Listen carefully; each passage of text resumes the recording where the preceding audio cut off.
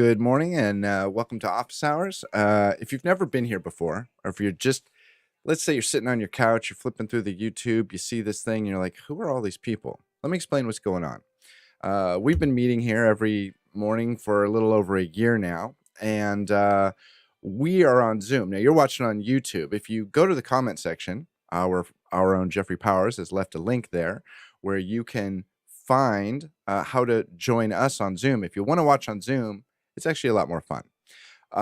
Once you get to Zoom, we have a link in the chat there to a tool that we call Mukana.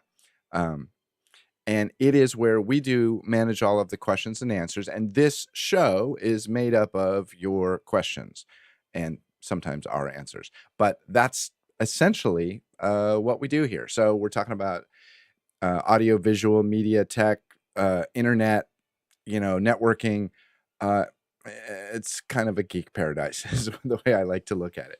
So that's what we do every day. And if you want to be on this panel, if you're watching and you're going like, these guys don't know what they're talking about, we welcome you to join us. We meet at 6 o'clock. We all check our mics and make sure everything sounds good and whatnot at around 6:40. Come hang out. And even if there's actually quite a few people that come and hang out with us before we actually go live. And then they're like, yeah, I don't want to be part, I'm just going to watch on YouTube or whatever. So anyway, it's a fun place to share ideas. And I got to tell you, in the last year and a half, much of the technology that I'm dealing with, I learned right here. So it's a great place to share ideas. So with that, let's go to the first question. Bill, what do we got? Thank you, Chris. The first question we have comes in from Daniel Goldstein of Washington, D.C., and he asks, as of today, what's the least expensive hardware device that will bump my Zoom meetings to 720p without incurring an additional fee? I will say that everything I know about Zoom meetings and high definition, I've learned from Guy Cochran. Guy, would you please answer this one? Yeah, I'd say that it's the Facebook Portal, the little one. I believe it's the 7-inch. There might be a cheaper Echo Show depending on, they have those Prime Day deals and whatnot. I do have one of the older, smaller ones that I believe might be less than the Facebook 7-inch. Another tip that's even cheaper than all the hardware is to go to meetingmeters.com, which is a little something that we're beta testing. Enter in your meeting ID. It'll throw a temporary meter in there just for 30 seconds and then it'll leave, but your meeting will be bumped to 720p. So that's meetingmeters.com and we'll put it in the chat. Okay. And that gets us up to 720? It does. It sends a Zoom room over to your meeting. So from 720, what's the formula to get to 1080? We're actually doing a 1080 meeting here. That you would have to reach out to Zoom support and get your account upgraded. So there's a request form. Due to the pandemic, we're down to lower resolution 360p than we ever were. So previous to the pandemic, Zoom was always HD, and you might notice something like Google or Hangouts looks gorgeous in 720p compared to the 360p. So being able to get a very nice looking image is something that we should all aspire to in our Zoom meetings, as long as you got good camera, good lighting. So yeah, I'd recommend reaching out to Zoom support and asking for your account to be upgraded. Looks like Rupert's got something. Go, Rupert. I was just wondering what our sort of thoughts are on whether Zoom will want to get back to where they were before the pandemic in terms of providing that resolution. Do you think they'll eventually get there without all this special request stuff? I don't know. I mean, if it was my company, and I had 200 million users that seemed to be fine with 360p, maybe I wouldn't bother because it's a lot of extra infrastructure. Jonas? I don't think so, especially because of it would mean less profit, but also it's not that easy for a device to receive and to send 1080p. Like all the phones are not using it. Most people are not using like a Blackmagic switcher and a camera in their meetings, so they will never get up to 1080p. Wait, maybe what? with the Max. They're not? But I have Most heard people some on people Zoom- don't use them. So I don't think they will like go further than 720p with auto requests. I think one of the most important things, and if you are trying to figure out how to get a lot of resolution on Zoom, it's important to remember that Zoom is constantly doing everything it can to limit the number of pixels that it's pushing around the internet. So if I'm doing a meeting with, say, 3 or 4 people and nobody has my image pinned, nobody has my image large, if I look at my statistics, I will never send 1080p because nobody's asking for it. So Zoom is, by virtue of the fact that we know that to be the case, we know that Zoom is trying to conserve pixels. Rupert? So this just reminds me of something I mentioned in the Zoom test kitchen a couple of days ago. I noticed one time that if I had 2 machines logged into the same meeting, and I was looking at gallery view in both, for example, and I was looking at somebody in one of the gallery views, and I was like, that they look a bit fuzzy to me. If I pinned them on the other machine, their picture in the gallery on the other machine improved. So I'm just thinking, if you like always want yourself to look as good as possible, even in the gallery, have another machine logged in and pin yourself. Okay. Jesse?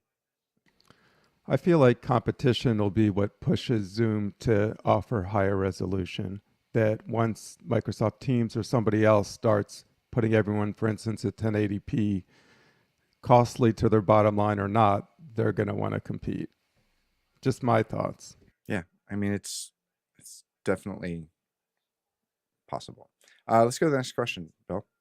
Comes from Guy Cochran, and Guy here in the panel says, what's the new vMix announcement? Is there one today? It's the new vMix logo being done on a Rubik's Cube. Stuart, then Jonas. Going by the video that I saw about an hour ago, I would say it's the potential death of their company.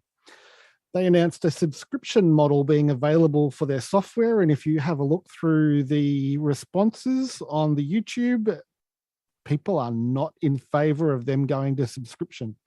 People want to be able to buy the software license the way they have continuously. So they want to be real careful. They don't end up like Apple and have their market share stolen by a competitor. I should say this as a vMix user who loves it. Yeah. Jonas? So they didn't announce that they're switching to a subscription model. What they announced is that there will be an additional way of payment. For those people that can't pay 1,000 euros upfront, you will be able to pay 50, I think it's US dollars a month, which will take you 2 years to get to the normal price. And I really like it because I have productions where I need 10 vMix machines in the cloud, and not spending all the licenses for just 1 month is amazing. And I think they should stay with the normal pricing model, but adding a subscription is really cool. But do we think that adding the subscription is the gateway drug to moving everything to subscription? I don't think they want to move to a subscription. Well, I don't think any user wants to, but look at what Adobe's done. When Adobe went to subscription, their market value went up. Jeffrey? Yeah, this doesn't feel like a subscription anyway. This feels like a lease that you'd have, like you're leasing a car or something like that. So you're basically making payments to fulfill the whole thing. But it still sounds like you can buy it outright, and the $1,000 is the upgrade. So currently, I'm just saying, it seems like it's on its way to that. Yeah. Well, even with Adobe, you can buy. There are programs of Adobe you can buy outright. Photoshop has Photoshop elements. Adobe Premiere Pro has Premiere Pro elements. If you don't need all the features of the latest and greatest, those are great other options. But yeah, I don't think vMix is going to go to a full subscription model, because the biggest problem with the subscription model is you need the internet to connect up, and some of these vMix machines are air gapped for a reason. And so I think that's why Beju, then Bill. Yeah, just thinking of the lease actually makes sense. If you look at QLab, they have an option as well. You can buy it outright, or you can keep renting it, and once you reach a certain number you reach the price of buying it, you get it. So it could be something similar like that you can lease it when you need it, and once you add up enough, you get the license. Bill, then Jonas? So I've always had a love-hate relationship with subscriptions. My standard has become, if I am leasing your intellectual property, then I'm in favor of subscriptions. That's the model that lynda.com, now part of LinkedIn Learning, uses. And that means that if I want to subscribe, I can do so. If I want to get out of it, I can do so. The other model is a little more fish hooky. And I say that because there are a lot of subscriptions out there that it's very easy to get into from large and small vendors, but you try to get them to stop your subscription or pause it, and they put so many barriers in your way. Notoriously, I've been on hold with a service tech somewhere in the Pacific Rim for an hour and a half trying to get my subscription stopped. And I know in those cases, they are relying on the income from their subscriptions, and they just put a lot of barriers in the way of you getting in and out. So that's my standard. If it's easy to get in and easy to get out, I think it's a good subscription. If it's easy to get in and really hard to get out, it's a really bad subscription, and I stay away from it like the plague. Jonas, then we'll go to the next question. So one thing to make clear, you don't get the software if you have paid it off. That just was a comparison. But one thing that I think is in favor of them, I just registered for the subscription. And before you do any payments, there's like a checkbox that you have to check to make it auto-renewal. Like the basic mode of operation for them is to rent it for 1 month, which shows their good faith. And from the video, I think like I couldn't afford getting a pro license right now for 1,000, but I can afford getting one for 50. Yeah, which is great. Bill, next question. Moving on, this comes from Graham Cardwell in Belfast, Northern Ireland. And Graham asks, what's the simplest, lowest budget setup to stream a small conference to those who don't travel because of COVID? Camcorder and DSLR is available along with the 2017 MacBook Pro for his kit. Am I wasting my time? Should I just stick with an iPhone on a tripod? Okay. Let's go Roscoe, then Stuart, then Carl. iPhone on a tripod would have to be in the front of the room, in the front row, which is fine. People are doing weddings that way. But the advantage you get by putting together with a DSLR a long lens is you can sit in the back of the room and be less noticed and kind of be more obscure. So I would recommend going with a longer lens. Stuart? Yep, I was only going to add a HDMI to IP capture device to make it easy to get into the computer, as in USB plug-in device. Carl, then Jeffrey. If you're going to go with the phone, make sure you get like a Rode Go and chucked up at the podium, and then have the Rode Go plugged into your iPhone. So you want the audio is most. You can have a far off distant picture, but you want the audio to be crisp and clear for the talkers. 2 speakers, 1 screen. Jeffrey. When I do, when I've done conferences with my small setup, it's a PTZ camera. It's a long range of my AX700, which has a 22x zoom in, and then of course NDI, which will go into the computer, whatever screen, if there's any type of screen shares or anything like that need to happen, and then maybe a 4th camera that's also on NDI, but that's just basically for accent. If it doesn't work, it doesn't work. Stuart. One little thing we forgot is if you can run your audio from whatever you've got in the room in through the camera's mic input, that makes things a lot easier and gets rid of any sync issues. Yeah, and I would definitely, you definitely want to think about what is the content of that presentation. Is it, person with a bunch of slides? Is it just, do they have a lot of video playback? You're going to have to get some sort of feed from that, unless it's just super low budget. And if it's super low budget, you could just put a phone up, but it's kind of a slippery slope of next thing you know, you're rolling in with a 5-ton truck and a bunch of gear. Jonas? If it's really low budget, consider putting Zoom on the PC of the presenter, and then also putting Zoom on your phone and trying to get the audio into your phone, and then let those two join a Zoom call. Then you can let Zoom do the picture-in-picture. Yeah, this is what we will be dealing with for the next 2 years, I believe. I know that talking about hybrid events is kind of, a bummer, but this is what is going to happen time and time again at the highest levels, at the lowest levels. How do we bring in the remote audience? Or how do we bring in remote presenters? This is absolutely going to be one of the most talked about things for the next 18 to 24 months. Stuart, then we'll move on. Yeah, if we've got enough time for a quick anecdote, exactly on the point you were just making, Chris. The premier motorsport in Australia is called V8 Supercars. They had a press conference that they did on Sydney Harbour. They had a barge where they had the speaker standing on, and next to it was a barge that had all the media standing on it. And their live stream for the premier motorsport category in Australia was somebody on the barge holding a phone, not on a tripod, not in front of the speakers on the, but literally. So you've got one barge going up and down with the media on it, and one barge going up and down with the presentation on it, and you can imagine what it looked like. So if you must use your phone, make sure it is attached to the lectern of whoever's speaking. Also, it should be attached to the land. Let's move on to the next question. That sounds like one or two more conference calls should have been had before they did that event.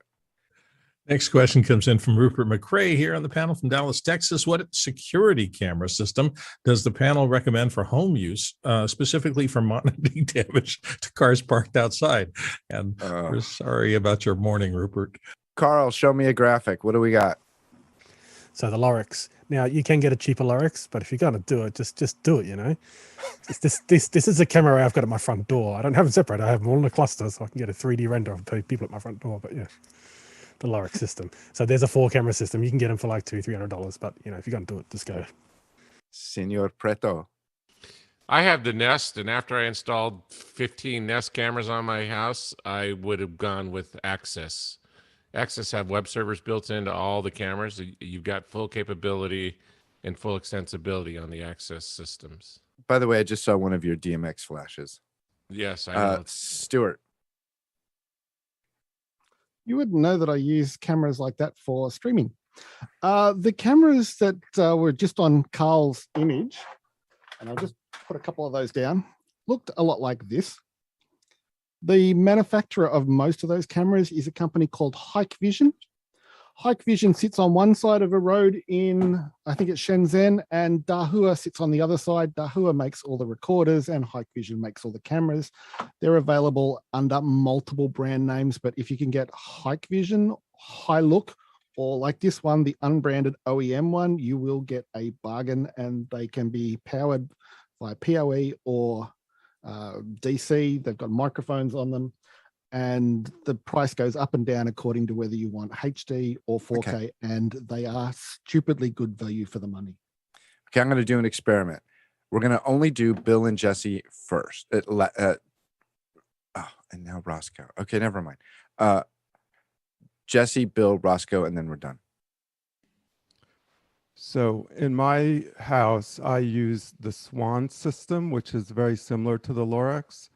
I've got 4 cameras. It's somewhere between the 4K and the HD. It's about 2K or so. I don't know if you guys can see this little screen. Oh, burn it, please! I got to interrupt. Burn it, Swan. Hold on. They get their cameras from Hikvision, but please, Stuart. Hey, I've been actually very happy with it, and I've had it now running for 3 years. And I had a motorcycle that was parked on the curb that was hit by a car. The car at 9 in the morning came up onto the curb and hit my Ducati Monster and launched it at my garage, sheared there's a spigot for a hose bib that branches off the main line the way the house was built in the 50s. The motorcycle sheared the hose bib. I had the water pressure here to fight fires during the summer is at 140 psi. I had a plume of water going up for like an hour until the emergency crew of Los Angeles Water Department came to cap it off. Keep so on anyway, here. We're talking cameras, not firefighting techniques. Yeah, but the security system that's being derided here is what got me to be able to recoup $15,000 worth of damage because the person fled the scene, but it caught the license plate. So yeah, don't get down on Swan. And Bill? I've saved some neighbors too. Okay. Bill? So I didn't want to wire up this place because I'm not sure how long I'm going to be here. So I went with the Netgear Arlo system. It's completely wireless. You stick up cameras, it wirelessly comes back to the central switcher. And I've got 7 cameras around me. It's the easiest thing in the world. It is a bit pricey, but you can always find the last generation on the used market cheaper. So if you don't want to wire things, that's a great solution. Roscoe, then we'll move on. Sorry, Stuart. You had your I use the Foscam. I use the Foscam 8910s. They're out of, but my point would be any good software is important to be able to analyze the video. So that's where I'm going to make a pitch for SightHound. It's free for 1 camera. It will let you look at the front door and say, just show me what went through that door. It lets you put lines in and say, show me what cars drove. It knows the difference between cars, animals, and all that kind of stuff. Good software is important. Cool. So when you want to look and say, who came to my front door? You don't have to look at everyone who just walked by your house. Yeah, Nest allows you to draw zones around things. Bill, let's go to the next question. 10-4. We are moving on, and somehow I've managed to mess everything up. All right, we're moving on to Tlalak Miguel Lopez Waterman, our friend. And he says, Chris, what are the gotchas when you're in the hosting role for the show? Stuart is the gotcha. Stuart is going to be very excited. He's going to raise his hand multiple times for one question. Stuart is going to talk over people because he doesn't like the name of the brand of their security camera. Stuart is the primary gotcha. I'm just going to say. Now, I will tell you, I tend to have a fairly opinionated, acerbic personality, and I can be rude, and I apologize. And so for me, trying to be the middle of the road kind of cheery politician is sort of hard. Jesse is another gotcha, but no. Keeping track of the time, not the last time I hosted, I did not adhere to the no questions left behind rule. I just, it's easy. Alex does this so well. It's hard to realize how many things he's churning through in his noggin. And it's harder than it looks. Jesse, this is a question for me, so I don't know what you're going to say, but let's do Jesse, then Guy.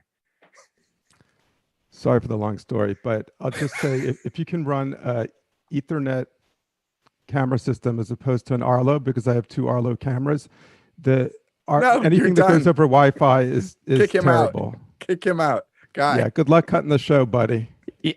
Oh yeah. Oh, shoot. Yeah, that's you're going to be on gallery view the whole show. It's going to be a little tiny box Fenwick, which is really what it should be. Knowing when to cut somebody off and knowing when to let them that run. Ego small. It's a tough one because it's Jesse's stealing the show right now. It's a tough one where you're just doing that back and forth. Sometimes you let them go, and sometimes you just got to. The other thing is, if you have a small gallery image, is watching for hands because it's tough to see them sometimes go up. And if you miss one, you feel bad. And at the last second, you're like, hey. And then, like Chris said, watching the time, because if we allow about 2 minutes for questions and speeding them up at the end, you go to that speed round. And I guess that's kind of the purpose, is those negative votes. You just kind of want to burn through those ones fast. I think that negative votes shouldn't be dealt with. Like, I don't think something that has negative votes is like, why are we taking the time? We've already said we're not interested in this. Bill, and then we'll move on. Well, so the times I host, for me, it is you have to be all in when you do that job. You have to have 100% of your focus on scanning the panel, managing your time, and doing a whole bunch of other things to move the show along. I kind of disagree about the negative ones, because it seems to me that that's something that's interesting to one person, but our goal here is to serve everyone. So even if it's a niche question that is only relevant to you, there's probably people watching who it's relative to at all. So I like to get through all the questions if we can, but it is a juggling cats thing to do this. It's not as easy as it looks. Let's juggle some cats then, Bill. Next question. Moving on, we are going to Vienna in Austria, I guess. What's everyone's favorite? It actually says Australia, but Vienna. Well, see, that you got me on Vienna. Anyway, what's everyone's favorite Apple shortcut? Oh, that's going to be interesting. Command Option Shift 4. Guy, then Rupert, then Charles. I'm constantly Apple tabbing, so I'm application switching just bap, bap, bap, bap, bap all the time. So Isn't it's it amazing? Apple and then tab again will get you to the next one, to the next one, and then when you release, it'll pop you to that app. An Apple Shift tab. Do you know what that one does, Guy? Goes back. Goes the other way. Yeah, I think it's amazing when you do that, and like casual users look over your shoulder and they're like, "What? What are you doing?" Rupert, then Carl. I'm sorry. The way I shortcut Apple is use Windows. Oh, interesting. Yeah, that's a bad one. Carl? So in the Shortcuts app, it would be video to GIF. I'm sorry, what? Video so to in the GIF. Shortcuts app, Oh, yeah. it'd be video to GIF Cool. to make memes. Charles, I'm going to put you on the spot. I want to know your favorite Apple shortcut. Actually, Guy and you covered it. That is my favorite one. And on and on iOS, I love to do the same thing with like the 4-finger swipe to go back and forth between apps. Roscoe? I hate Apple shortcuts because on iOS they took away add to home screen by adding the shortcuts app. That's true. Bill?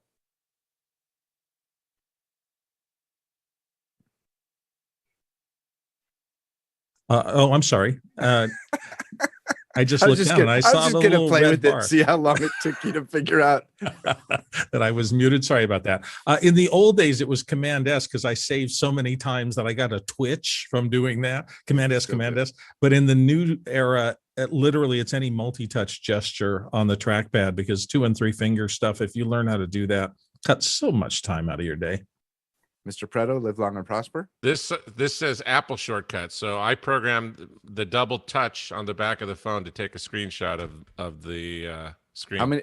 How many shortcuts do you get? How many screenshots do you get that you don't actually want, though? Not very often. The better question is, how many times does it take to actually work? Mr. Gollner, you had your hand up. I like the shortcut of when an app doesn't have a save as menu item, holding down the Option key or the Alt key when going to the file menu and choosing save, then you get a save as in lots of apps, which use the new the new document model. Yeah. Very cool. I did not know that. I learned something. Great. So Stuart, I'm going to go to you. What is your favorite Windows shortcut? For newbies, Control-Alt-Delete. Okay, next question, Bill. Moving on, David Brady in New York says, Cascading switches part 2. Playout Bee is on mini input 1 and into Extreme in 8. On which switcher should the Hyperdeck control be bound? I don't understand most of that. Carl? So if you're going to have a Hyperdeck on 1 on the Mini going into 8 on the Extreme, you're going to have to trigger the Hyperdeck playback on the Mini in channel 1. But I know what you mean. You want to switch to that input and have the Hyperdeck going at the same time. Because you're doing that on 2 different sources, you're going to have to use essentially 2 commands simultaneously. So one hand switching to 8 and the other hand switching to 1, and the Hyperdeck control being on the Mini when you switch to 1 and does your autoplay. So I will tell you a brief story from days gone by back in the mid 80s. I switched a lot of shows on the Grass Valley 1680, and a very common thing to do would be to take to a camera with a key in, and it was literally a double punch, and you had to get very good at taking to a camera and inserting the lower third with 2 hands, 2 buttons, none of this pre-programmed macro, blah, blah, blah, just boom, double punch. Jonas? So a cool feature that you could actually use for that is bounded to the Extreme. And a feature that most people don't know of is that you can delay cuts by frames. So if the Playout Bee needs like 3 frames and the other switcher needs a frame to cut, you can say 4 frames. And what the ATEM internally will do, it will delay your cut action for 4 frames. So you will cut right when the playout starts, which I found really cool.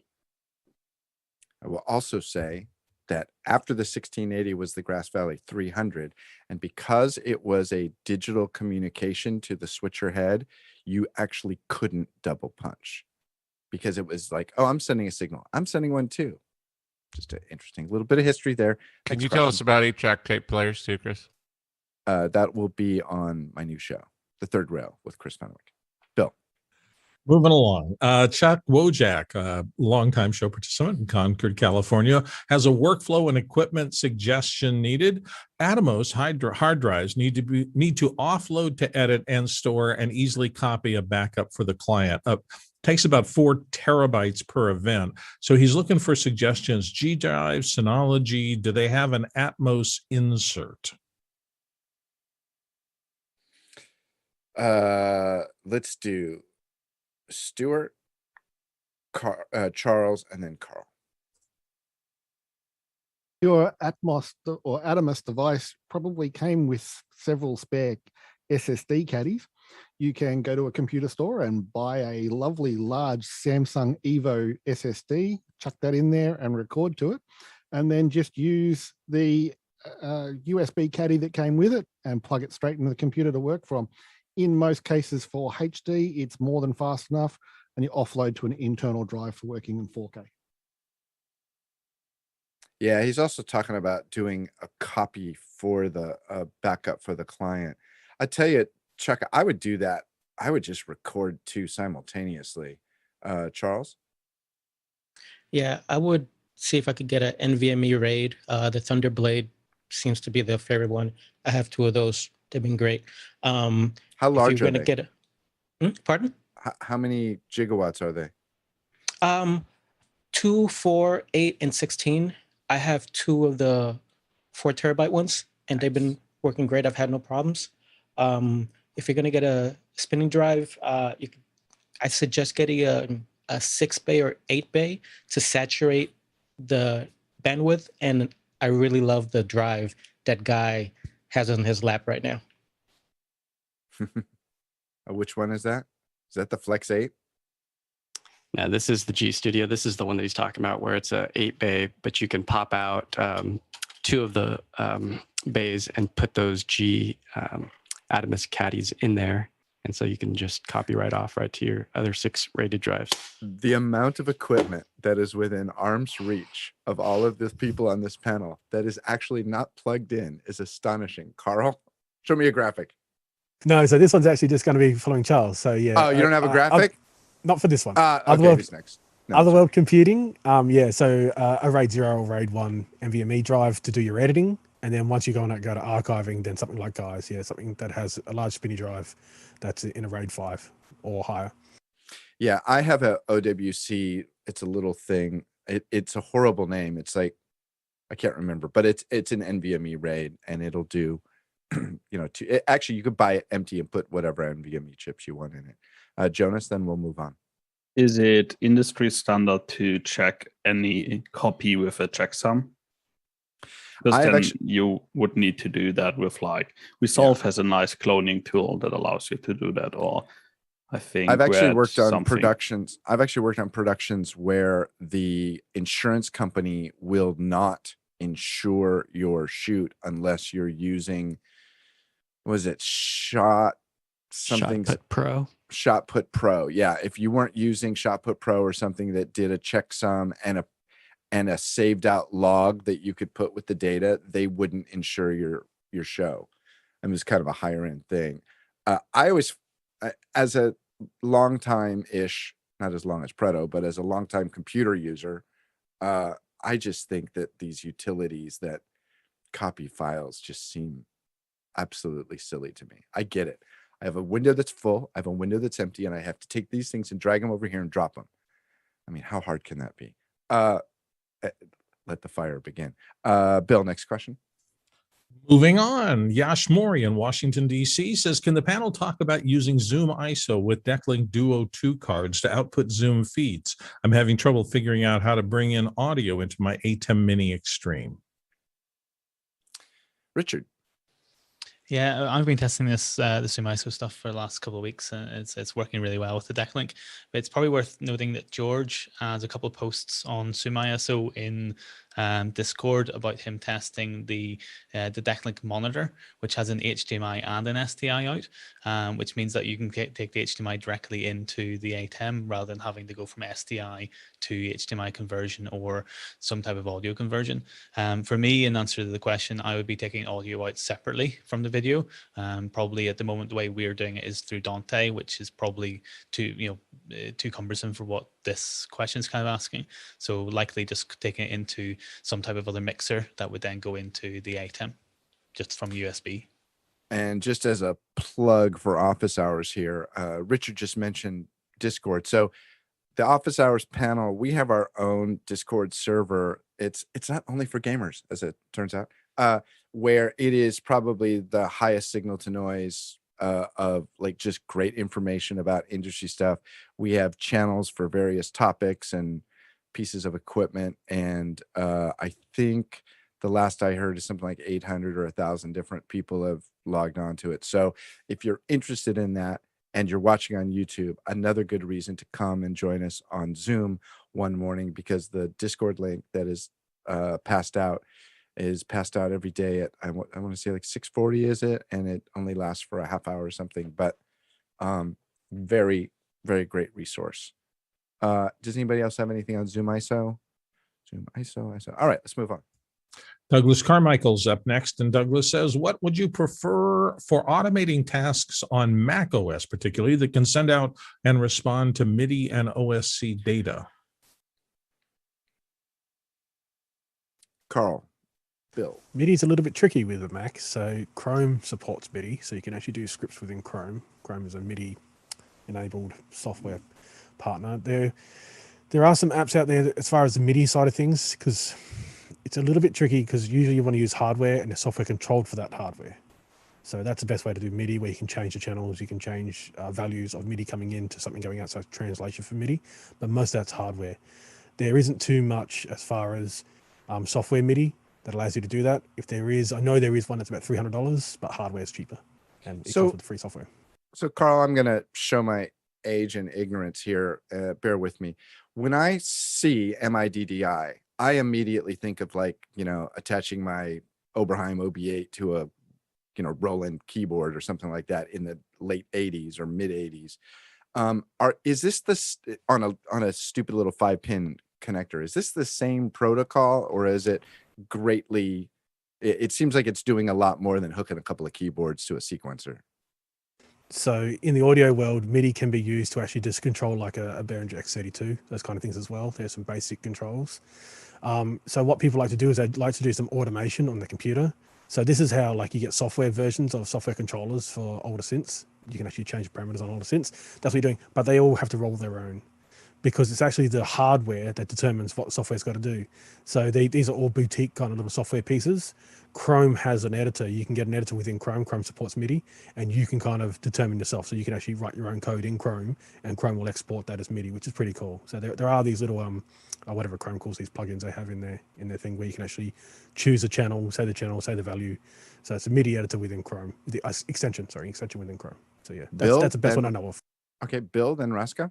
Just one of the least, I think, used utilities that comes with all Macs is a little thing called Automator. What you're pointing downward. Anyway, the thing called Automator. And Automator has been on every Mac shipped forever. It does a really good job of going out, launching programs, running little macro kinds of things. Not a lot of people use it, but it surprisingly does that. I don't know if it talks directly to MIDI controls, but it can launch and at least bring into a loop other programs and then come back to where you're doing and save whole macro strings. So you ought to look into it. Takes a while to learn, but it's really kind of a cool program. Roscoe, then Ken. Yeah, the magic tool that I was going to refer to, but if you look in the chat, Isadora is what Talalock and I trust is judgment above mine, was QLab. QLab takes OSC in commands, but it outputs OSC and MIDI commands. And if you run this little tool called Osculator, it will take MIDI commands and turn them into OSC commands. It's a little bit, you have to design the whole system, but that will get you talking to all kinds of other devices with MIDI or OSC commands. Mr. Jones. Roscoe got it. Talak was quite helpful in chat, and he mentioned most of the things Talak already said. Yeah. again, a plug for Discord. A lot of these things get discussed there, and it's pretty amazing. Let's go to the next question. Alton Christensen in Brooklyn, New York is up next. And Alton says, is chroma keying capability on the original ATEM Television Studio 1 rack unit, I guess, model running the latest firmware as good as the current ATEM models? No. Jonas, then Guy. Yeah, that's basically it. It has the old chips, and you refer to the ATEM Television Studio without HD, so that's even older. That probably has even a generation before that. We switched from a television studio HD at my church to an ATEM Mini Extreme, and it's amazing. Suddenly you don't see the edges that much on it. Like even just the preview is just really helpful. Guy? Yeah, even in the $295 ATEM Mini, you get the new keyer, which is a bargain. It's called the advanced keyer. So on some of the boxes, you'll see that it'll state that. So the ATEM Mini, the Extremes, the ATEM Television Studio Pro, 4K and HD models all have the new, as well as the Constellation, of course. But some of the older models, yeah, it's just crude. Like when you look at the output, it is crude in comparison to the advanced keyer. Came about when they picked up Ultimat. So I think they took some of the technology from Ultimat and rolled it in there. Hard to say if that's what happened, but they did buy that company and the keying improved vastly. Bill, next question. Moving on to Brian Carpenter, who's coming to us from Cleveland, Ohio, says, do Zoom attendees have privacy in who they pin during a Zoom call? Does the host or enterprise admin have access to the pin history of attendees? Jonas. Official answer from Zoom is no. If you pin me, I will see it in the statistics though, because suddenly you will pin a higher resolution from me.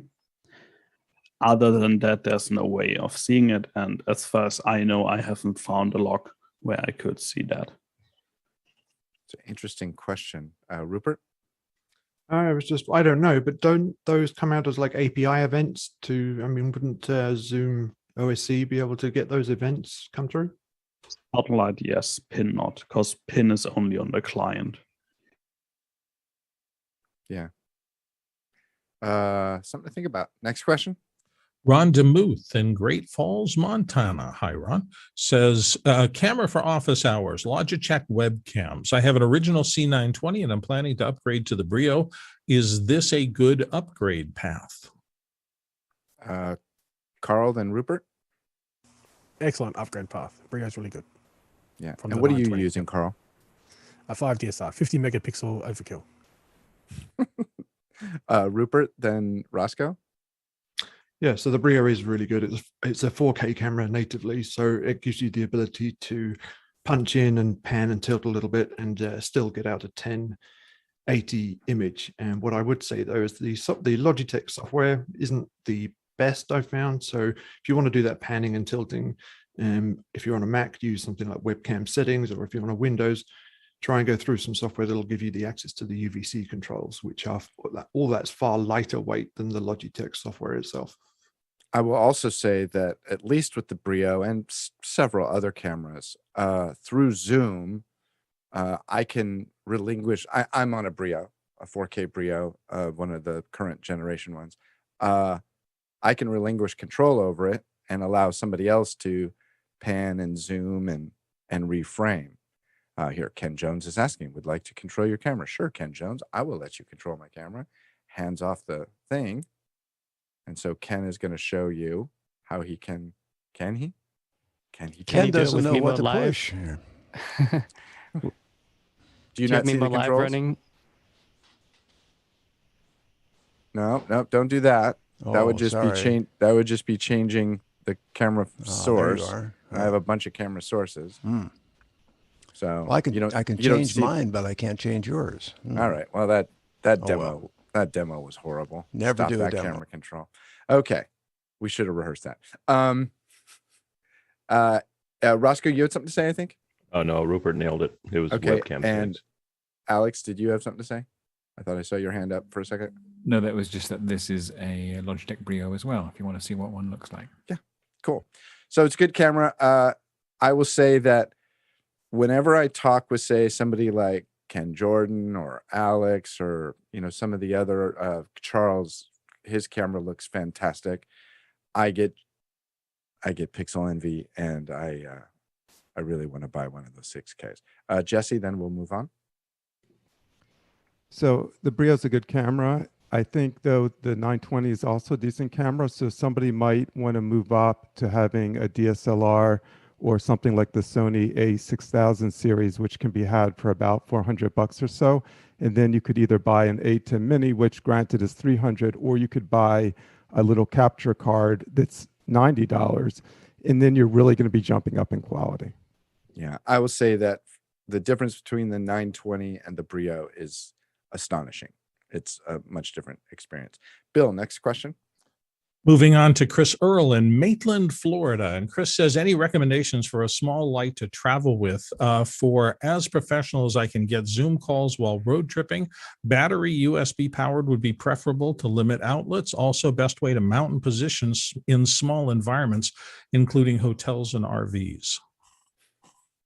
I will say I'm using a light that I can literally take apart and roll up into something about the size of it's about the size of a pair of pants rolled up. A lot of input here. Let's go. Carl, Ken, Jonas, and then we'll get the rest of you. All right, so let's cue the picture. So the Godox. So this is USB charged, USB-C. It's battery at full power. It will last an hour. You may not even need to run it at full power. It has 3 faces here that you'll see on the edge. They're magnetic, so you can actually stick it to something that's metal. And it has a 1/4-20 at both ends. It has an app to control it. It has a CRI of 99.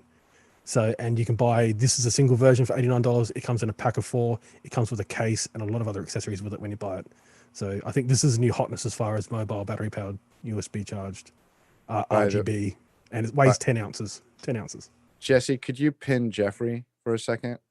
This is the, or Jeffrey, if you talk, that looks very similar to the light that I have. 1 foot by 2 foot. You could take it apart and roll it up. It's yeah, this is the newer version of it. Yeah, it's a fabric light, and yep. it's got a Velcro diffuser on it. Yeah, and yeah, all Velcro, and then this cage you can disassemble it. It is not battery powered, but if you get something, there are several different power supply options out there that you can plug it into. So it also has a remote. You could change the color temperature and turn it on. 2.4 gigahertz. Yeah. Yeah, it's 32 to 5600 Kelvin. Sorry, I sidetracked there. So let's go back to Ken. Yeah, as he said, as professional as you can get. So color accuracy is important. So mine is the aperture. I'd recommend obviously USB powered, and they come with they're magnetic on the back, and they also come with this so you can mount it onto a tripod, and it comes with a silicone sleeve to diffuse the light. And they also you can get them in packs of 4 or in a big case of 12. So I'm going to ask, rechargeable. Let me play devil's advocate here, Ken, because we many times have talked about how nice your shot looks. You just showed me a light in your hand that you aren't actually using. What is the light you're actually using, though? The light I'm it's using, much larger than the one you just had in your hand. Yes, right? yeah. But this is, yeah, he was looking for a portable travel light. The one I've got in the studio, 2 aperture P300Cs. So one is the main light, lighting me here, and the other one's lighting up the background. And I've got another aperture, the bulb light, that's doing a side fill. Let's do so many hands. Bill? So let's make these quick. Yeah, on the road, I'm using, let's cut to it, this guy. It is a wider than it is tall, little newer $39 light. The thing I like about it is that if you mount it right over your laptop while you're on the road, it has a little wider spread, so you get a little fewer wrinkle issues than the smaller lights. It is both battery and shore power, and it can be mounted because it's super light on a little travel mini tripod with a telescoping handle. So it makes it really easy to put it right above the camera on the back of a laptop. Great. Roscoe? Grab the mute, pull the light. There it is, $18, ring light. It sits on the pillow, and depending on how much you put it behind your laptop lid, tells you how much light you get out of it. And it is Very high color. portable. And you get, oh, I forgot. And the bonus, you get like all kinds of little stands and stuff. I put the link in Mukana, so check it out. $20. Stuart? +1 for the Aperture brand. There's the little travel kit. And yes, I did that just to annoy Mr. Fenwick. How many dollaroos is that kit? Regardless of, I have no idea, but the tip that I was going to give is make sure that whichever version you get uses the same batteries as your camera. Then you only need one charger in your pack. Clever. Right. So yeah, the Sony batteries are pretty common, but you could also get Canon and what have you. So, yep. Jesse? So what Alex uses is the Nanlite Pava tube, the 10-inch one when he travels. It's $90 at B&H. Charles? If you do have to choose a smaller light, maybe like this or something like this, don't forget that you can bounce that off a larger white surface and then give you a softer look. So that's something that I've done when I'm in a hotel and I don't have anything. I'll put up like a sheet, or I'll put it up against the wall and I'll shoot it at the wall, and then I'll change the exposure on the camera to make sure that I'm getting a nice soft light. So if you need to buy something small, that's a trick that you can use. Rupert, and then we'll move on.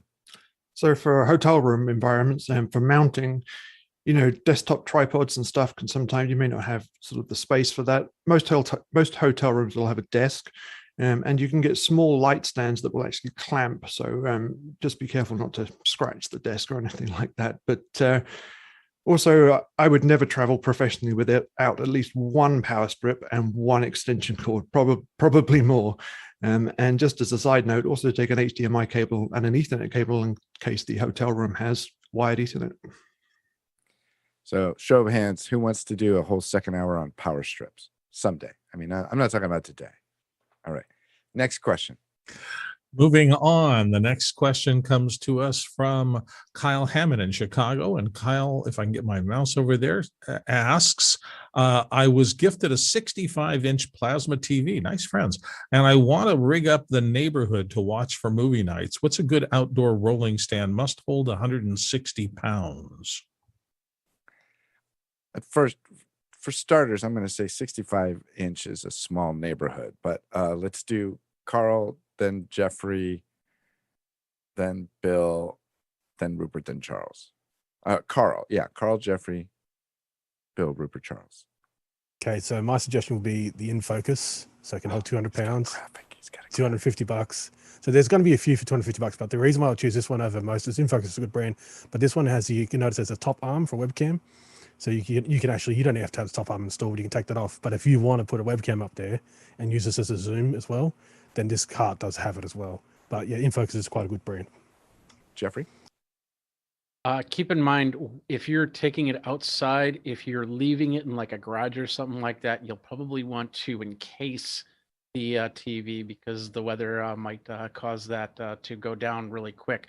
But this is not the stand that I actually have behind me, but this is the stand that I was looking at for other types as an alternative. Then it was a little bit too heavy for the TV that I had there.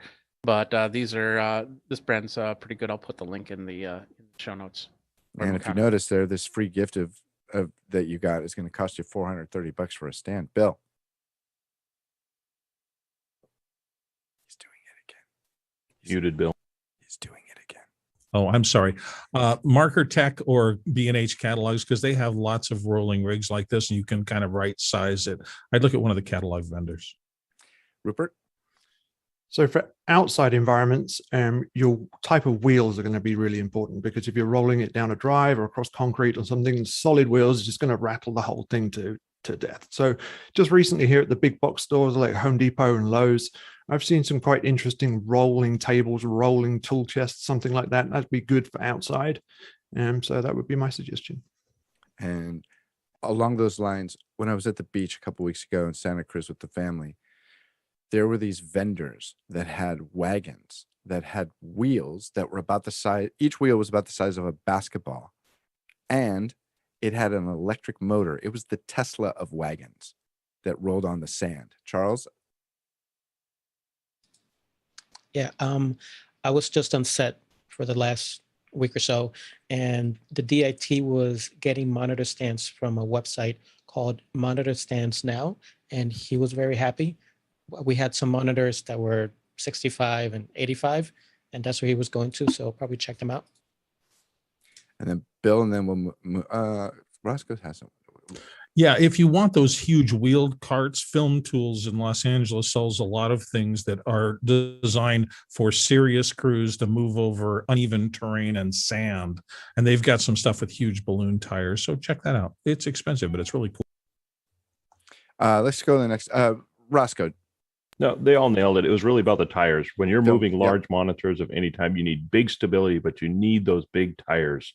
So 8-inch minimum. The wagon that I saw was called the Sandhopper, and it was the coolest looking thing ever. It made me want to be a beach vendor. Bill, next question. Vipin in Pune, it looks like India. I may be pronouncing that wrong. Sorry.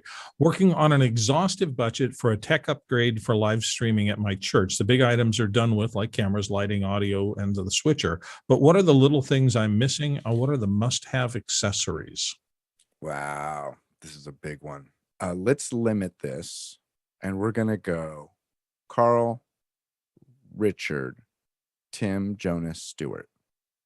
Brief. So quickly, a lightning to HDMI adapter for iPhone, so you can bring in extra cameras really fast and pump out HDMI using Filmic Pro, and also Apple TVs. Excellent way to stream from an iPad presentations to any room in your house of worship. Richard? Decimators, as many as you can afford in as many different forms as you can afford. Just changing HDMI to SDI and back and forth. The 12G cross I've used quite a lot recently, and it has really low latency in changing the frames, and it's absolutely excellent. Yeah, those are like $300 to $600 US. And like Richard said, you know, a few of those. So you could see how your budget can probably, like, I predict if you do the key things and then you get all the extra stuff, your budget will probably double from the key things. Tim? That's exactly where I was going. Tripods, monitor stands, cables, ergonomic things for your operators, and cable management and organization for your work area. Those are things that eat a huge amount of money. They do it in small increments. You don't see it going out as fast, but when you start adding it up, you'll realize you spent a big, and the other thing is installation labor. So, but yeah, those are the things that'll eat your budget that you don't plan on because they're not a big single item. Jonas and Stuart? Backups, because if you are like about to do a sermon and something breaks like a cable, you want at least 2, or we have 5 that you can just throw everywhere in the church around. And also backup for converters. I have seen those die. Stuart? I got 4 items. One is a headset for your director to wear that is wireless connected, so that they can move around, because some directors get animated. Secondly is a good chair for your director to sit in, because they're going to be sitting there for quite a while. A separate table for coffee cups near the main switcher so that it's not on the same table as the gear.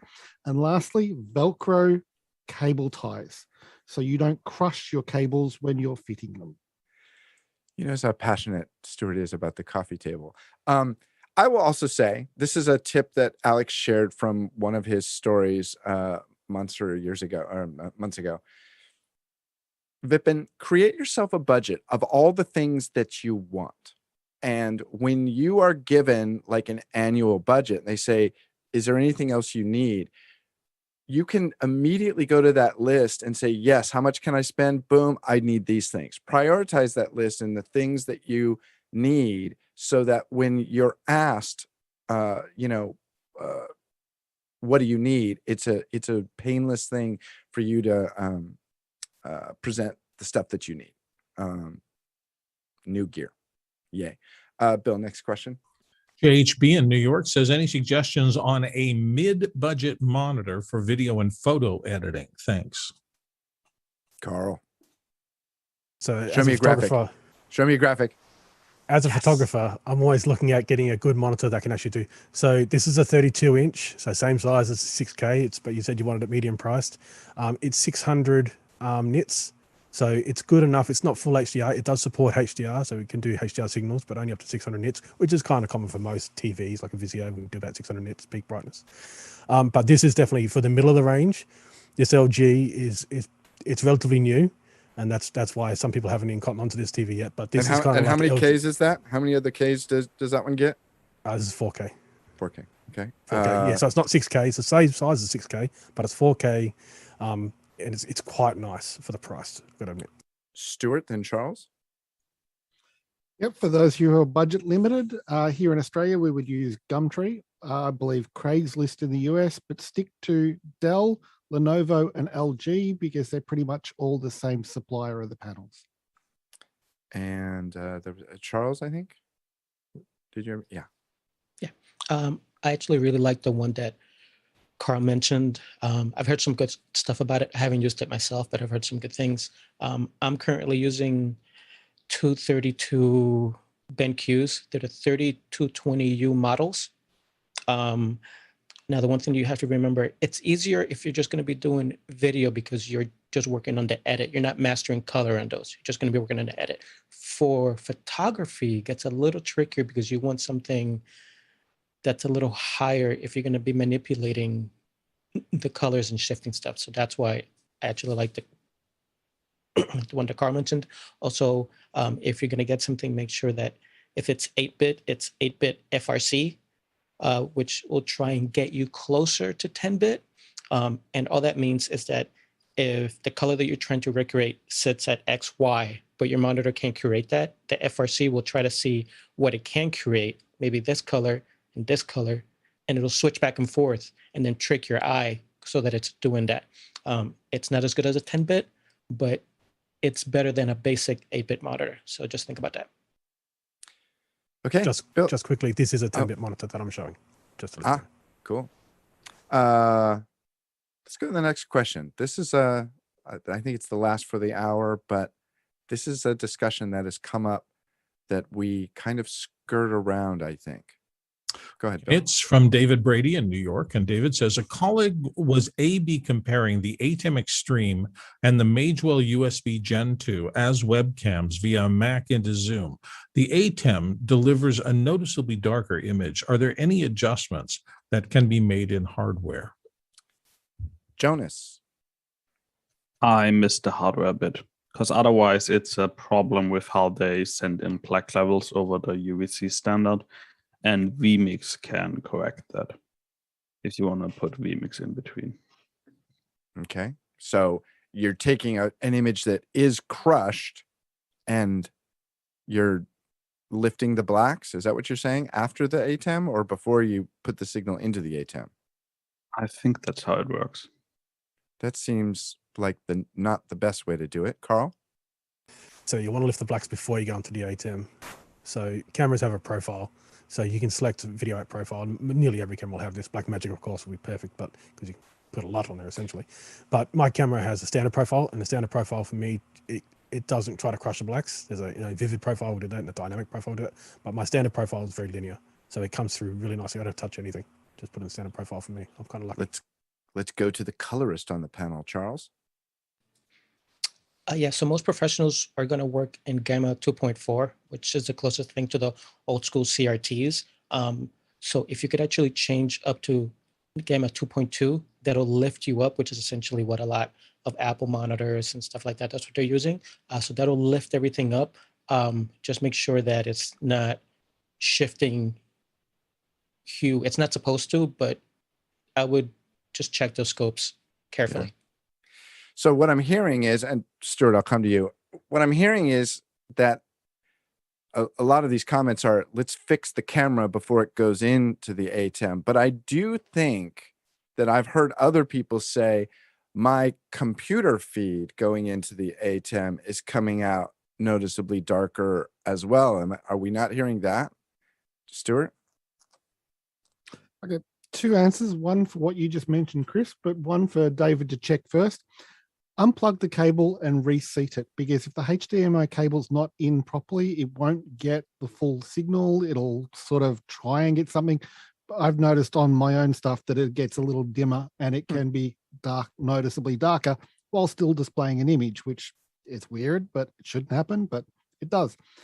But to that point that you mentioned about the what's coming in and what's coming out, if we set the Wayback Machine to about 5 years ago and things like the Blackmagic shuttles, there were plenty of cases and reports on the Blackmagic forum that the BMD hardware was outputting a slightly different gamut compared to, say, Atomos hardware via HDMI. It's something they should have corrected by now, though, so it shouldn't be affecting David now. Carl? So as you said, from computer into ATEM, make sure you're not set to P3. Make sure you're going out at 709 out of your computer, because nearly every computer will default to P3 or P3 display, like Apple's and most Windows computers now, because most displays can handle P3. ATEM will not like P3. It'll do weird things to your blacks and your colors. So what we're basically saying is, for David Brady in New York, check your inputs, because, but to be clear, what he's saying is the same inputs going into the ATEM are coming out dark. The same inputs going into the Magewell are not. So it does appear in David's situation that he's clearly throwing shade on the ATEM as being the problem in this particular instance. Jonas? Blackmagic has implemented the, I don't know the term for it, the black levels, I think 16 to whatever it is. They have implemented those out of spec, and AJA probably implemented them in spec. So that will be where the difference is coming from. Charles and Bill, then we'll move on. So he's talking about like the lift and gamma gain. So I would try in hardware, probably in the software actually you could use with it. Just lift your lift, essentially, for lift gamma gain. So just lift those strikes a little bit. That should try to compensate for it. Okay, and Bill, and then we'll move on. I think what you're running into is the old line about the coolest thing about standards is that there are so many of them. In my time in video, there have been so many differences. Black is supposed to be 7.5 IRE in the old NTSC system, and then Sony got involved and it became 0. And these things just keep shifting and evolving every time there's a transition from one type of thing to the other. I do think you just have to understand the technology you're working with and try to figure out what your system is expecting and giving it that. And it requires some reading and study, just the way it is. All right. So we're kind of, we're kind of moving to audio. I'm not seeing a lot of questions tagged as audio, and I'm still seeing some that are tagged as first hour. So we'll just keep going. Let's go, Bill. Next one. Do you want me to go on to audio, or do you want me to slip into the... Well, I see like a bunch more coming up that are labeled as first hour. So I see what you're looking at. Okay, we'll just keep going. We'll just generalize it. We're into the official audio hour. Let's hold 1 second. Greg? I was just going to say that in the email announcement, there was no mention of audio. It was 2 hours of straight Q&A. Okay. So let's just keep answering questions. I thought we were doing audio. That's fine. Great. That's why audio is part of our question group. So yeah, you only have 2 audio guys here today. That's why. There you go. So anyway, Ken Jones of Seattle tagged his as audio. And here's the question: for the low budget conference situation in the last hour, what's the inexpensive 2 to 4 input mic mixer to feed the iPhone? Oh, is that? Well, I don't, this is the one that I was talking about, if that's what you're looking at. So this is a 2 XLR input, little tiny mic mixer that inputs XLR and outputs Lightning. Can't see that. There we go. A Lightning directly into the iPhone or any iDevice. Has 2 little potentiometers to set level and phantom power and a few things like that. So that's a portable solution. Carl? But what is it, Bill? Saramonic. It's the Saramonic Smart Rig Plus, and Plus DI tells you that it's the one that has the Lightning connector. They have one that has a 3.5 stereo connector on the other one for old audio inputs. Carl? So I'd always suggest a Behringer Flow. So it's going to knock it out of the park every time. So it can be powered by a USB power brick. It's just USB powered, 5 volts, 2 amps. As you can see, it's got 4 mic inputs. 2 of them are phantom powered. It's USB class compliant, so you plug it directly into your camera converter kit, into your iPhone, into your iPad. you can go directly into the iPad with USB-C. You can do 2 channels in or 10 channels in. So if you want to do multi-track recording of a band, you can do that. It has effects built in if you want to use them, but for recording, just go straight in and do the effects inside your device. But yeah, this thing has changed the way a lot of people can do mobile recording pretty quickly. Are those inputs 3 and 4 also tip ring sleeve? So everything's balanced. So 5, 6, 7, 8 are 1/4 inch balanced, and then you've got combo jacks on 3 and 4 and XLR. So they're dynamic only. Phantom power only on 1 and 2.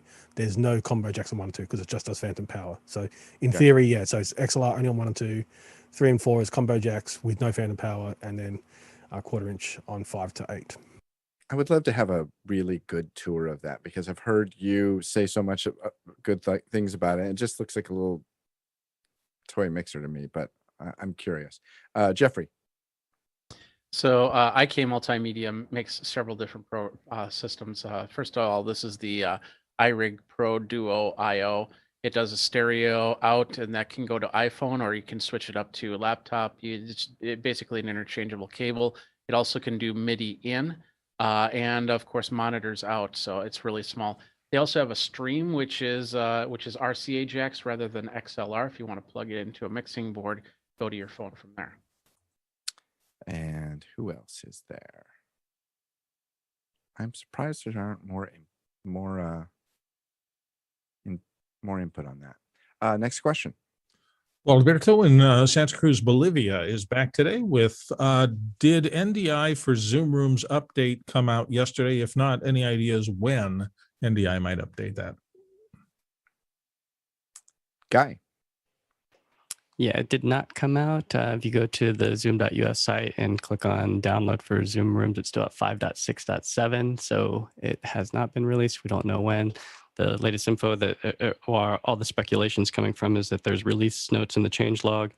And if you just do a search for NDI, you see that it says support for NDI video producers can now use, well, you guys can read that at your own leisure, but basically it's coming. So this is one of the first initial official documentation features of Zoom Room that we, as the public, can see, but we do not know when it's going to be released. So that's that. Stuart? According to the email from our glorious leader, that's tomorrow's second-hour discussion topic if it's released. And Jeffrey? So it might also depend on if NDI 5 gets released, because we don't know what it's using to actually do the NDI inside of Zoom. And if it's using functionality that NDI 5 will deliver, then they might have to wait for NDI 5 to come out before they can start using Zoom Rooms for that. Next question, Bill. Ed Rubin in Oakland, California is asking the big important questions. Why is Chris purple today? I actually think it's a little more aubergine than purple, but go ahead, Chris, explain. I have no idea, Ed. I know, Ed. It's probably, you know what it is, Ed? I may have my my light turned down. I have some questions I'd love to discuss with you off camera, though, Ed. How you doing? Next question. Douglas Carmichael next in the queue with, has there been any initiative to destigmatize mental health issues across the industry? I know it's been an issue in the touring sector, especially now, but have there been initiatives to build a conversation on these issues outside the sector? Rupert. So in the era of remote work and all that kind of stuff, I've been monitoring the advice given to executive leaders and particularly HR from industry associations like that. And they are definitely giving out advice to corporations, to HR leaders, to managers about how to watch out for these issues for their home workers working remotely. So they are talking about it from an HR perspective, which is probably where that would come from. And from time to time, Zoom also include some advice and thoughts in their blog articles. So just keep an eye on that from time to time. Jesse? Yeah, I mean, not entirely a mental health thing, but I think people are more openly talking about their struggles with things like ADD, PSD. Elon Musk famously came out saying that he feels he's on the spectrum. So I do feel like there's less stigma talking publicly about mental challenges that in the past, people that are high achievers like an Elon Musk would have just sort of kept that under the wraps because he thought maybe it would be perceived negatively professionally. So we're coming along. I know that I do a lot of work for the Charles Schwab, and I know this isn't a mental health thing, but he's a very famous dyslexic, as it turns out. Bill. He's doing it again. He's doing it again. Oh, I'm sorry. There is more chat about this in my corporate client class. Particularly since everybody went to these Zoom meetings and stuff like that, I'm seeing HR actually bringing up the topic and saying, if you're feeling isolated, if you're feeling extra nervous, if you're watching too much talky television and you think the world is coming to an end, please know that there are resources here in the organization that you can reach out to. So I think corporations have understood this is happening to their broad spectrum of associates and clients, and they're doing at least some things to help with that, and I applaud them for it. Greg Curta. But I think also in a certain way, I think the whole remote thing and Zoom in particular, and just this concept is aiding some of these people with social anxieties. I know this is quite common in students these days. So they're not, they don't feel boxed in. They're at home, they're comfortable at their home, but they can still participate. And so, I think that's partly the reason this is starting to come to light some more too. It's so insidious on so many different levels, because you have people that who I know very well and love very well that won't leave the house if it means they have to go into a store. I don't want to run into anybody I know. You have people that won't sit in front of a computer, like with a light on, and no, I'm not doing that. Like what we do on a daily basis just feels like the worst torture known to man. And Bill, I think you used the phrase talkie TV. Is that what you called it? Yeah, there's a lot of that. I mean, I'm not going to get political, but I tell you, if you want more mental health in your life, turn off your TV. Like, just turn that off and participate. I have friends in this room that I adore spending time with, who I've never been in the same building with, or the same state. And the best way to stop feeling isolated is spend time with people. There's more to spending time with people than shaking their hands and smelling their sweat. Share intellectual conversations with people that are actually intellectual. Oh boy, I just opened a can of worms. Jesse, Ken, Bill, then and Guy. Yeah, I think to Greg's point, there's something about the pandemic that's gotten people to start doing things like Zoom that they hadn't done maybe as much before. I mean, for myself, when I started, I was always super nervous talking and all that. And part of it is it's just sort of a new forum. Like for me, being on camera was not something I was used to. So the more I came on, sort of the more relaxed I got. And I think that's really true for a lot of people that have a certain amount of trepidation about firing up their camera and then going into a public forum like this that's viewed by 150, 200 people. Ken? I just suggest go find somebody else to help. Yeah. It's okay to talk.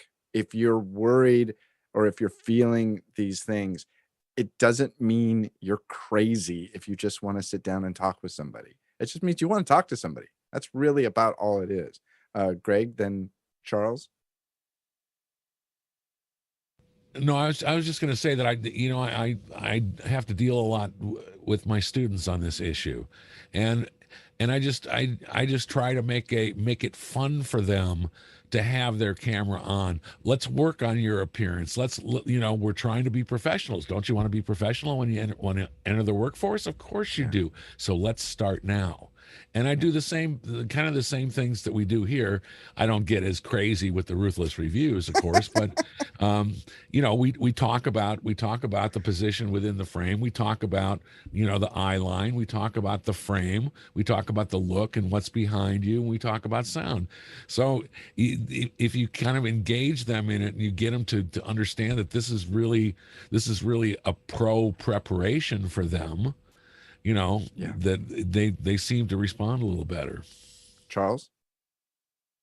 So speaking from experience, I grew up with a stammer when I came to this country. I didn't know English. So that just compounded my experience not being the greatest. So what I started to find is groups of people that were interested in the things that I was naturally interested in, and find a community, which is how I found you guys. And I'm usually not comfortable being in front of the camera.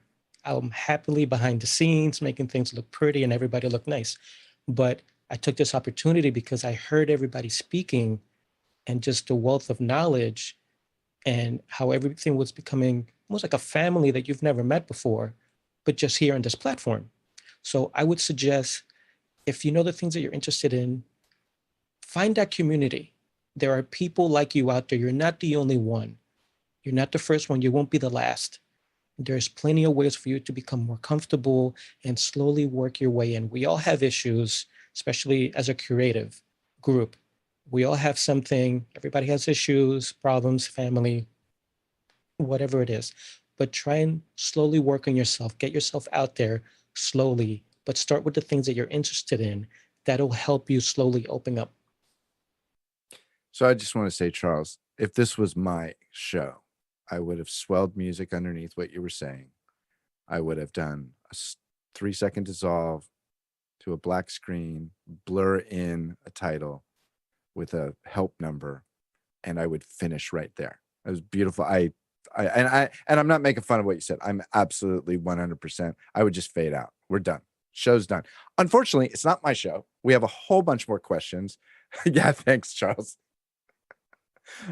Bill, real quick, and then let's move on because we have to get through a bunch of questions in 40 minutes. Just really quickly, I just want to say that you have to understand that TV is a selling proposition. It sells stuff and it motivates people to reach in their wallet, grab a credit card, and do something with it. That's its whole function for the whole time it's been around. So things that excite people is what it likes, and things like fear and things like that are some things they market a good little bit. So be very careful about the fact that you don't misunderstand that everybody's trying to be your friend on TV. They're almost always trying to have a financial purpose behind what they do, and that's just universal.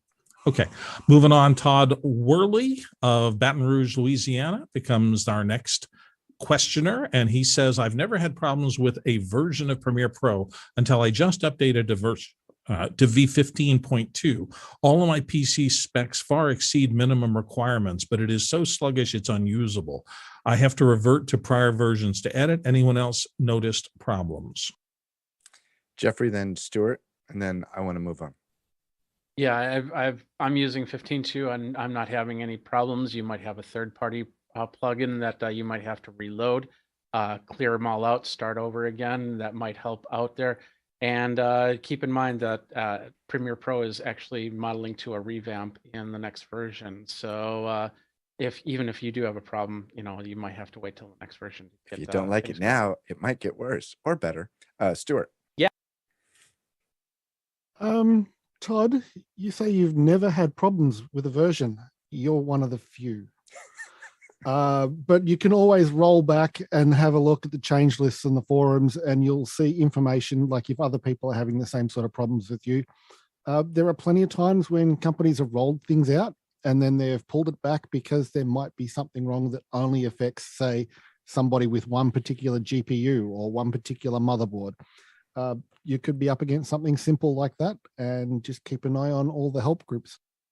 I will also say, and then we will move on, that concurrent with software being developed and getting quote unquote better, you as a user are probably pushing your software harder today than you did a year ago, 2 years ago, 5 years ago. So maybe had you been working it as hard as you are today, 5 years ago, maybe you would have had the same problems, but you're probably doing more stuff.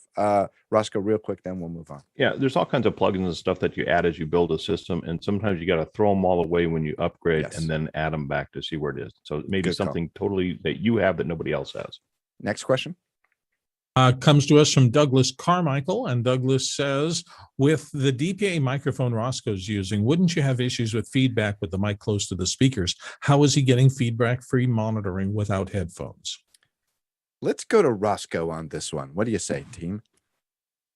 I got headphones. He has no live speaker. I'm plugged in, and so Zoom takes care of the rest. Probably one of the top 3 most important things about having a good conversation on Zoom. Separate the microphone from the speaker space. Don't have live speakers where you have microphones. Jeffrey, then we'll move on. Well padded. I see you great, Curta. I know you have a speaker over there. Little tiny speaker. You have good ears, but for most people, that doesn't work. Go ahead, Jeffrey. So microphone, dynamic microphones, cardioid or super cardioid, even better. And then of course, speaker in a good distance away on the other end of the microphone. That'll help. And then of course, a well conditioned room so it's not bouncing around. You should be able to hear it through monitors. Yeah. The other way to do it is put it right behind you, and then the body actually blocks from the speaker to the microphone. That's what some people like. I believe Alex has done that a couple times. Yeah, let's move on. Sorry, Tim. Next. Mac, Thousand Oaks, California. Next, without an ATEM, what is the best way to crop or reframe a BRIO 4K camera for Zoom meetings? OBS filter? I will tell you, you're not going to put a BRIO into an ATEM.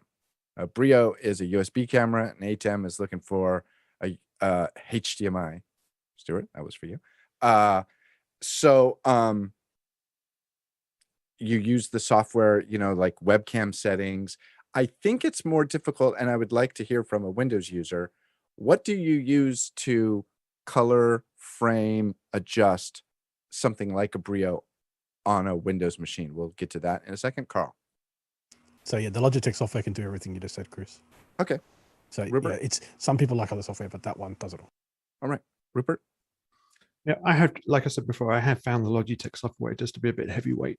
But if you're going to put your BRIO through any kind of software switcher on Windows, that should have a way to get through to the UVC settings, which is the standard Windows driver dialog, and that gives you all the sliders you need. I'd stay away from any filters or stretching, cropping in your software switcher, because that's going to diminish your resolution. So try and get through to the driver settings. Ken? Well, it is true that there are many ways to control this camera, but it comes with one called Logitune and has about a dozen ways to make things worse. But, well, I mean, that's what most controls do, right? But you can make some strange changes with things without too much trouble. And you can even, they say, control other people's cameras, but I wouldn't know anything about that. Can we take an offering to buy Ken a steamer to get the wrinkles out of his background? Next question. Ed Rubin in Oakland, California is up next. Ed says, please give some suggestions for hardware to monitor and control multiple laptops in one location. Thanks. Okay. So first, we're gonna answer this 3 ways. I'm gonna do the one that I understand because I have limited knowledge.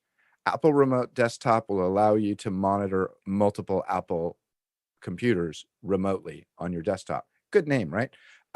So let's get a Windows solution and then a cross-platform solution. Rupert, do you have a Windows solution? I know the question was for hardware, but don't discount some of the software solutions. Like you said, for Windows, I would use TeamViewer in LAN only mode. That means I can control a computer here, or one back here, or one downstairs. So Ed does say, please give suggestions for hardware to monitor and control multiple laptops. Ed, what do you think? I don't think there's a hardware solution. Okay. And does somebody have a multi-platform solution? Okay, let's go to Jeffrey, then Guy. Well, okay, it's not multi-platform. Windows, remote desktop, that's what I use. Okay. Sorry.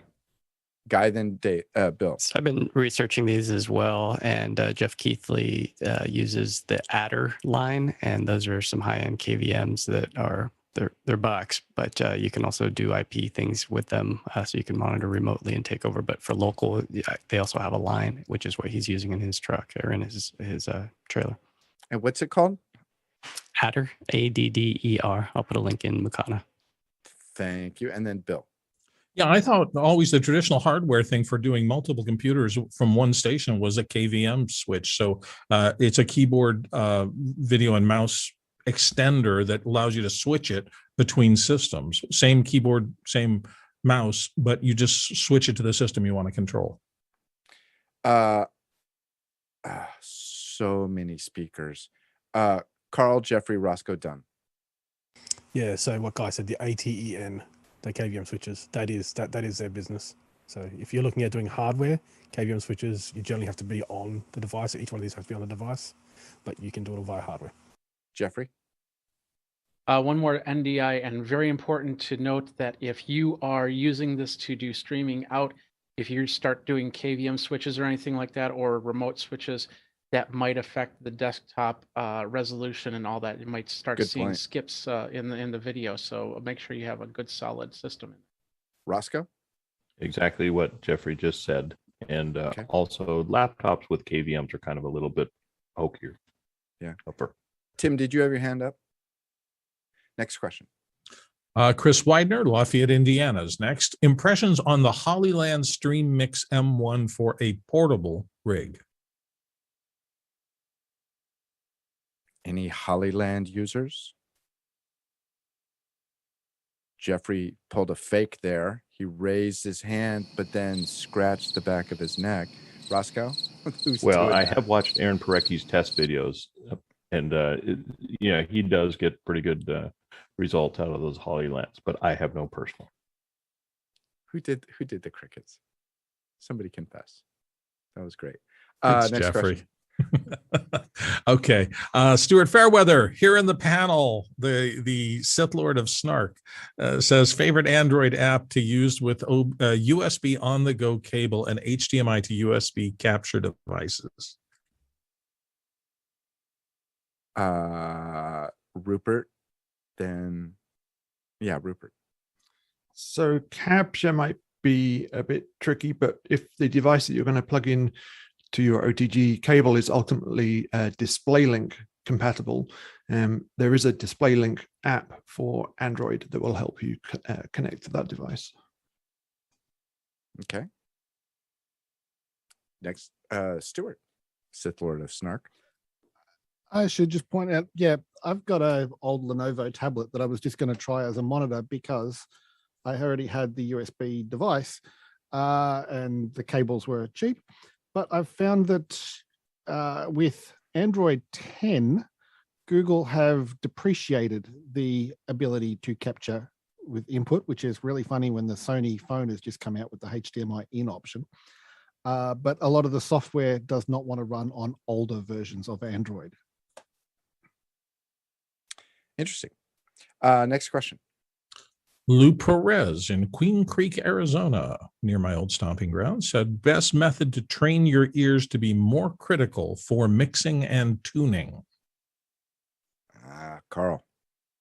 So there's kind of like a few ways, but one is learn frequencies. So if you hear a tone, kind of guess what that frequency is. So it's between 100 and 250, and then go check. It's like flashcards.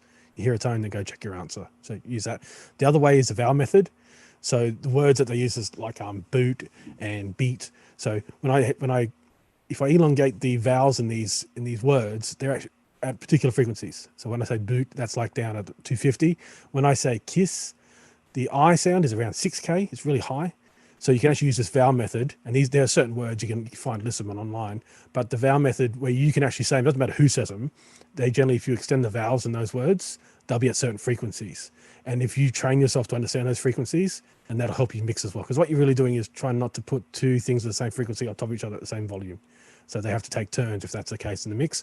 Or if you've got a bass drum, your bass drum maybe you may want to take out the 100 to 250 out of the bass drum and just let everything under the bass drum be under 100, but also have just something a bit higher for the actual kick sound, the actual attack sound on the bass drum. So that's kind of things you have to do too. Jeffrey. Good set of cans with good drivers in them, and then there's a few different CDs, albums, whatever that you can get that have frequency checks, which most people will use to test out speakers at live situations. So you can actually hear the sounds from 15 kilohertz all the way down to 20 hertz and kind of learn from there. I'm waiting for it on 8-track. Bill? Also, there are the sound of common problems like a lifted ground that everybody who works in audio, you just know it as soon as you hear it. So that splashy S's, sibilant sounds, you get trained after a while to know what the problems sound like so you can fix them quickly when you hear them. Yeah, I find it easier to hear it than it is to talk about it. I think it's strange when you listen to audio. Oh, to pull out some of that honk. What are you talking about? That doesn't make any sense. Greg, then Rupert. Okay, well, one of a kind of a basic thing, to do is to just try and listen to your favorite music and try to pick out all the various instruments one by one. And what this does is it kind of focuses your attention on that instrument, just so you can be able to say, okay, that's the guitar. I hear where it's going. And if you can train yourself, a little bit that way, you get a little bit more discriminatory about what you hear, because that's really what it is. It's increased discrimination about hearing various components and various layers of things within sound. So that's one of my prime methods. Rupert? Yeah, so this is not my area at all, but to extend on Greg's point, I think what I would do is try and get some software that allow me to import a song, or I'd have to download a song where I can get all the tracks as stems, and then I'd listen to it and take one out at a time and try and spot the differences in what I'm listening to. Ken, then Roscoe?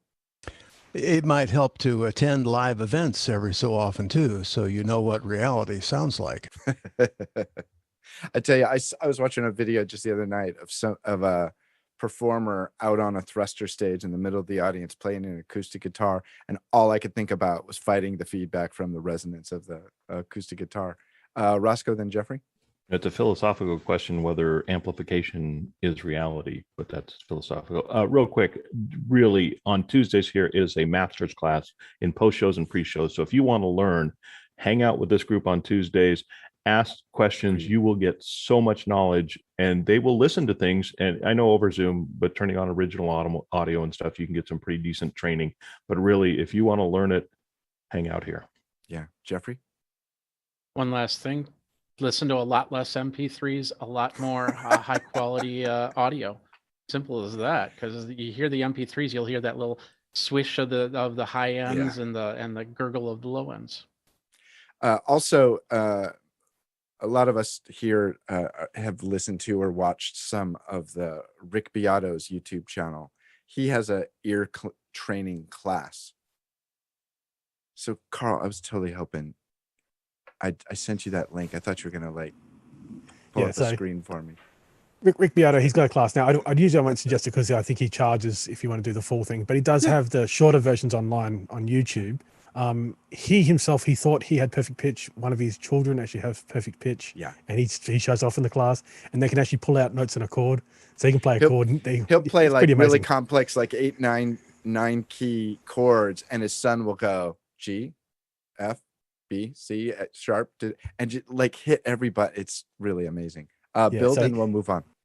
Yeah, one last thing. I got a lot of my skills from using channel EQs, and there's a technique you can use where you find noise by making a very short cue or a short spike, pushing it up all the way, taking your program content, sweeping it up and down, and suddenly things that you didn't hear before that are horrible will jump out at you like, oh my God, that sound is in my mix. And that's an old technique for getting rid of like room tones and resonances. You find it, make it sound horrible, then get rid of it. Next question. Moving on, Douglas Carmichael's next, and he says, I've heard the Blackmagic design equipment can overheat easily. Has anyone had heat-related failures? What some have said is that you need to have at least one rack unit above and below each piece of Blackmagic design equipment. Carl, Tim, Rupert. So it's not some say. Blackmagic said in their manuals, don't stack two things on top of each other in a U rack. As far as the ATEMs, just turn your lights down, get down to 20%, 25%. That'll get rid of most of the heat out of the ATEMs. But yeah, so I've got a lot of rack mounted stuff, and I have some very short rack mounted stuff, and I put them in between my larger, hotter rack mounted stuff. So I'll alternate because I've got these short stuff that don't get very hot at all. Tim, Rupert, Prado. I've got an ATEM Mini Pro that's going to go back to Blackmagic because after about 20 minutes, it overheats and the HDMI output quits working. Wow.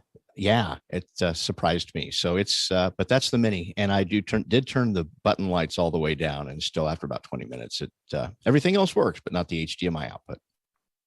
Airflow is your friend, Rupert. Then John. I would just say when a piece of equipment fails fatally, it's not always obvious why it did it. It could have been that it was dropped 3 months ago. It could have been that it's just had a long life of heat cycling. You just don't always know why it failed. Just look after your equipment. Mr. Preto. I have a 2 hard drive Hyperdeck, and if it's in the middle of the rack, it stops recording. So you had to move it. Speaking of putting equipment down too hard, Mr. Jordan in Surrey, may I request that in your audio chain animation that you change the puff of smoke that happens underneath the Mix Pre landing? Because I always look at it thinking, oh my God, he just dropped a Mix Pre 6 right here. Oh, that's just way too hard to put a Mix Pre down. Could we maybe do something a little bit more gentle? I'll change it just for you, Chris. Just a request. I've been watching it for the last few days, and it concerns me. Can it come in like the feather in Forrest Gump? That would be delightful. Yeah, nice and easy. Next question. Kashar, our friend in Cape Town, reconfiguring my office outside of getting an elusive long Thunderbolt 3 cable. Are there any options to remotely manage a Mix Pre 6.2? Wingman has very good-looking scenarios, good-looking screens, but does nothing to manage the faders. I have a couple of questions just off that question. One, it'd be interesting to know what he calls long when it comes to Thunderbolt 3. I do know that what I do, Hasmukh, is I use a thing called a Korg Nano Controller, which is a USB A thing that I can adjust the gain and pan or gain and level of each input. But that's not, it's limited to the length of your USB. Anyone else? Next question. It's from Hasmukh again. He says, explain DSK in ATEM lingo. Just downstream key. Yeah, so I will tell you, it's interesting talking about keyers and switchers with people that have never sat behind a switcher, because a lot of it makes perfect sense. I was having a conversation with somebody once. I said, well, just bring it in on another cross point. They go, cross point? I was like, yeah, another input, because a switcher is a matrix of inputs and outputs, and where the two cross is a cross point. Yeah. And thank you, Tim. Thank you for agreeing with me with that hand gesture. Downstream keyer, literally in the olden days, ME1, MixFX 1 was up by the wall, and you had to reach over everything else, and you'd set up one effect up there, and then you'd cascade that down into MixFX 2, and then you'd cascade that down into MixFX 3, and the last thing that you could overlay over the image was the cascade downstream keyer. Literally, it was down the stream. So the DSK is just the very last thing that's on top of all of the things, which is an inverse of the metaphor of, say, what Photoshop does. Because when I put the next layer on top, it's the thing that covers most, and I kind of see this switcher metaphor as flowing down the desk. Carl. So an analog way of thinking about this is, I know a lot of us would remember overhead projectors. So if we put down our picture first, that base layer, the first one we put down, clear acetate, that would be your, yeah, that's right, clear acetate. So that would be your base layer. So that would actually be the mixer itself, the channels coming in and that you're switching. Then if you put down a slide on top of that, that has maybe some graphics, some arrows, some circles, that would be your downstream keyer. It's on top of, and it sits on top of, it's a different layer, and you can take it off and on independently to the base layer.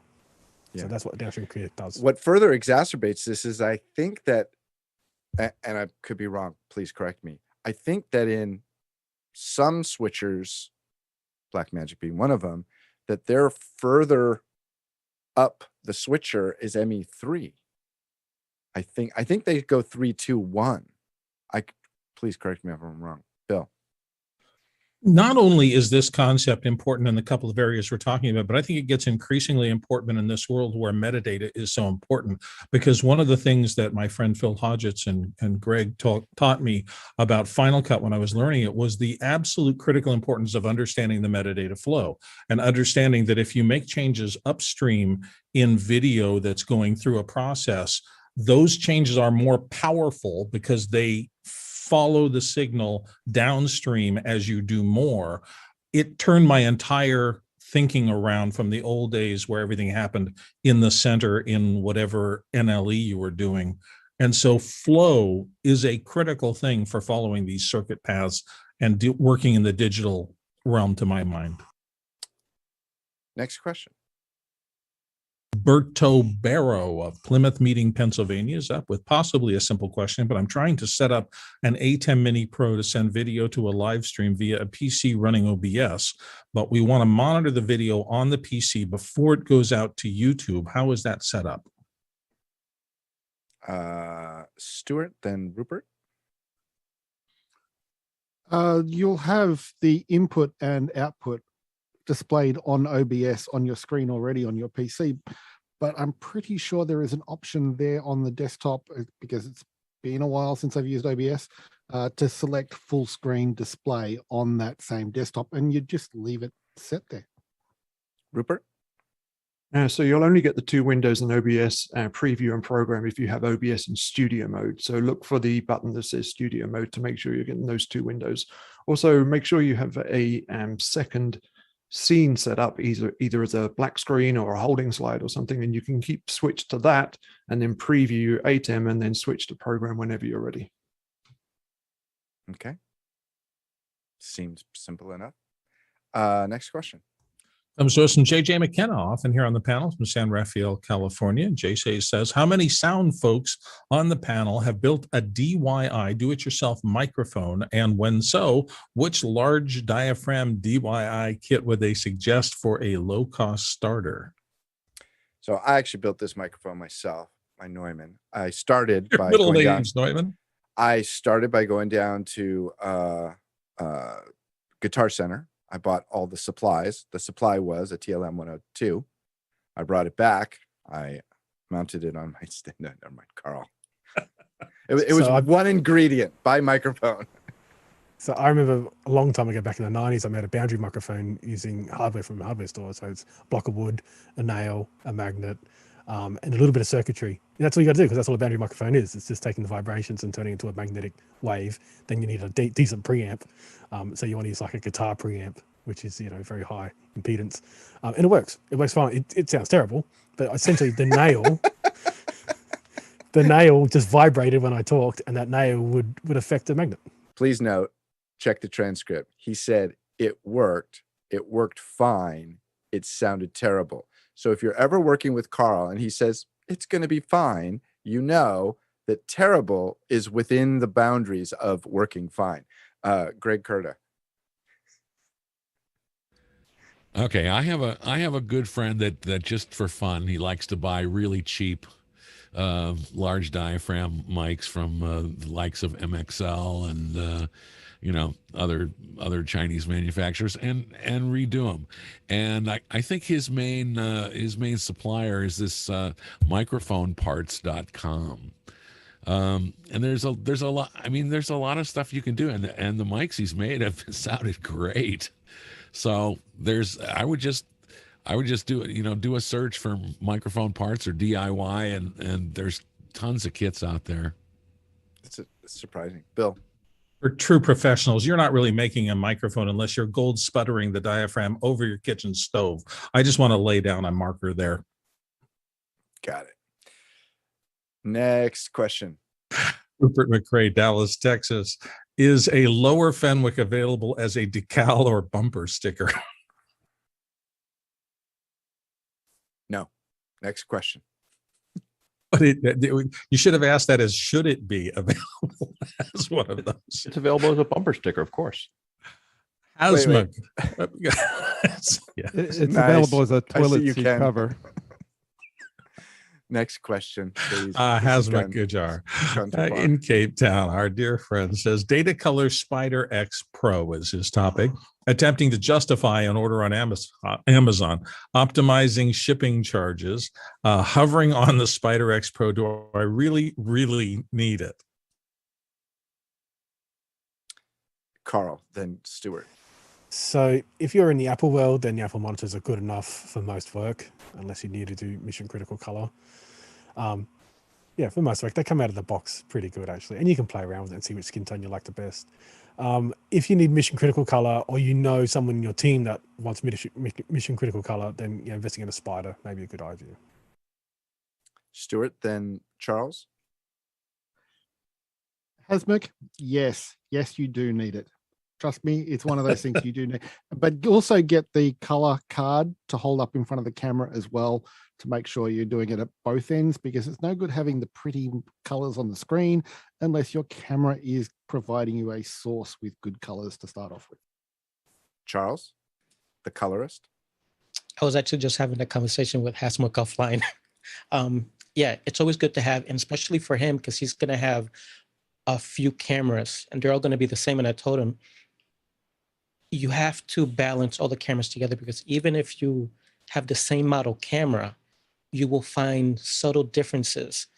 So once you have all the cameras, shoot the card and then balance those out, have that as a CDL or a LUT.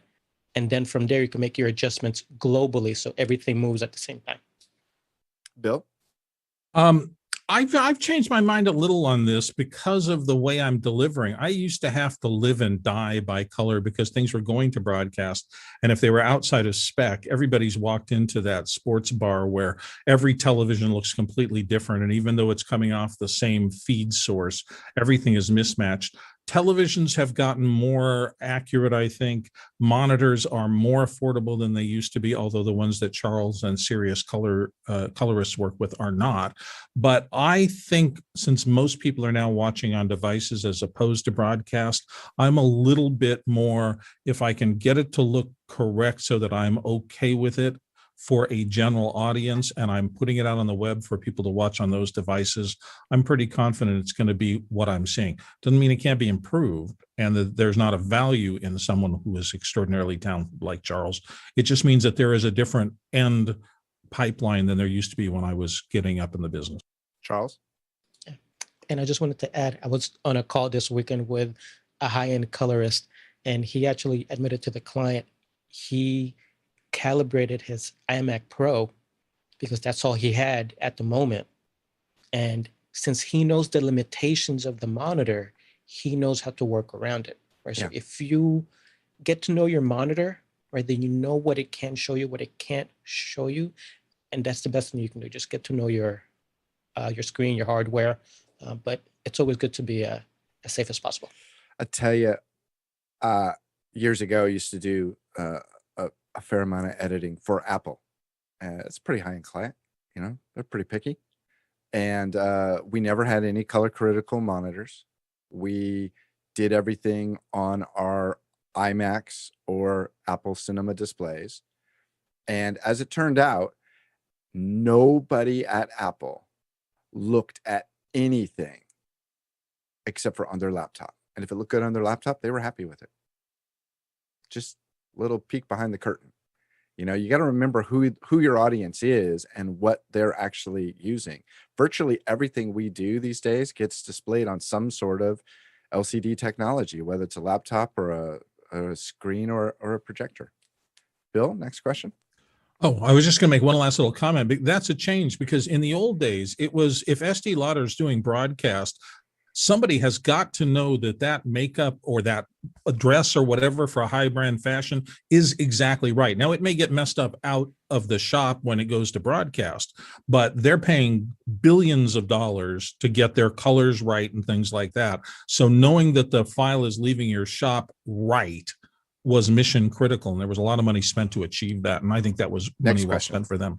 Okay, Brody Hafner, moving along, says New York City is where he's hanging out, and I've never heard of any of the audio experts on office hours recommend use of the small sound absorber isolated contraptions that may be placed near a mic to reduce room echo and incidental noise.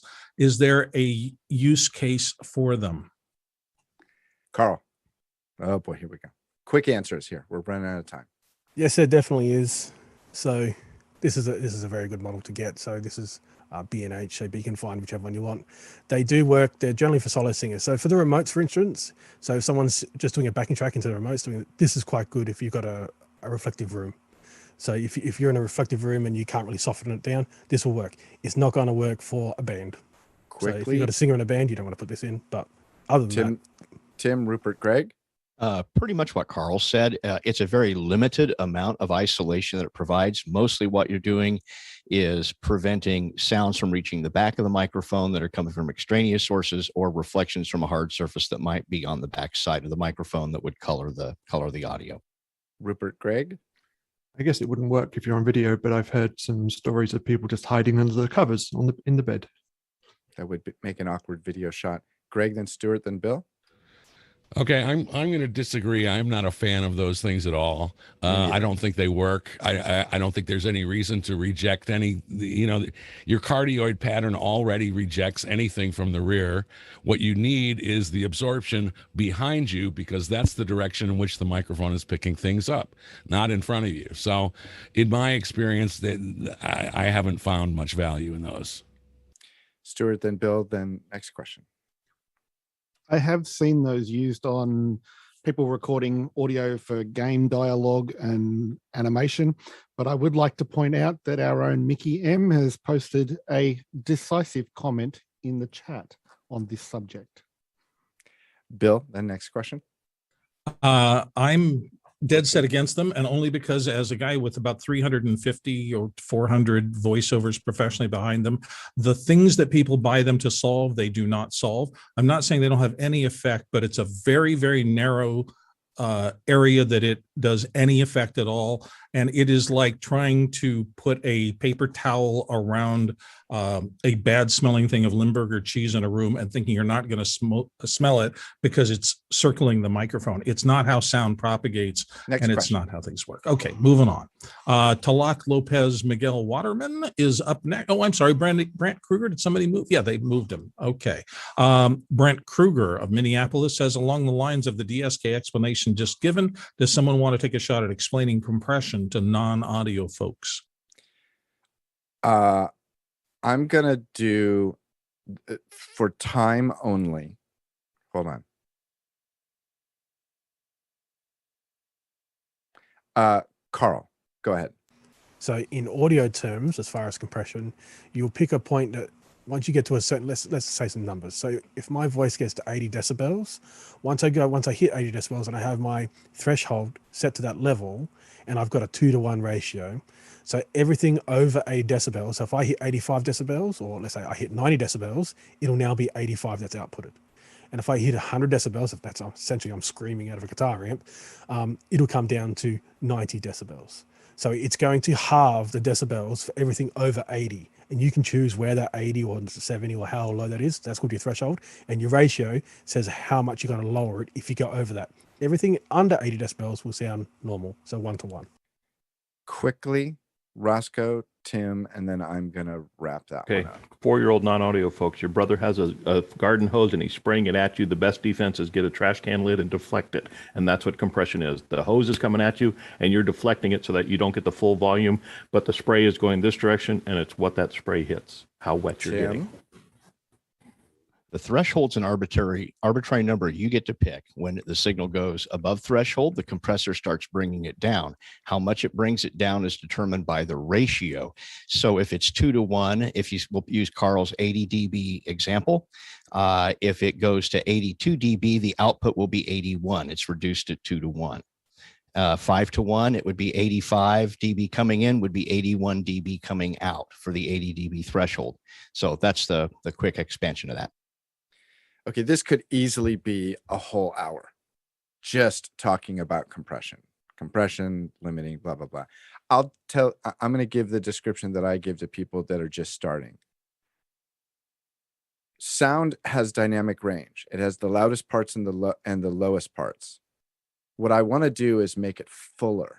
So what I'm going to do is I'm going to compress it all down, and then I'm going to turn it all up. And by doing so, I'm going to get a lot more fullness in that sound because I get to hear the low end, but I don't distort the high end. So I compress it down and then I gain it up. I like the visual. If you're listening in audio, you should check the show out on YouTube. Let's go to the last question. We're almost out of time. 20 seconds. That was well done, Chris. I like that a lot. Talak Miguel Lopez Waterman gets our last question of the day. I crushed a USB plug on my Stream Deck. Ugh. Anyone ever opened one? Is that cable soldered to the PCB? The PC Probably. It is definitely soldered. I do know people that have opened them in the attempt of creating external triggers, and they decided not to do it. Jeffrey. Yes, the 15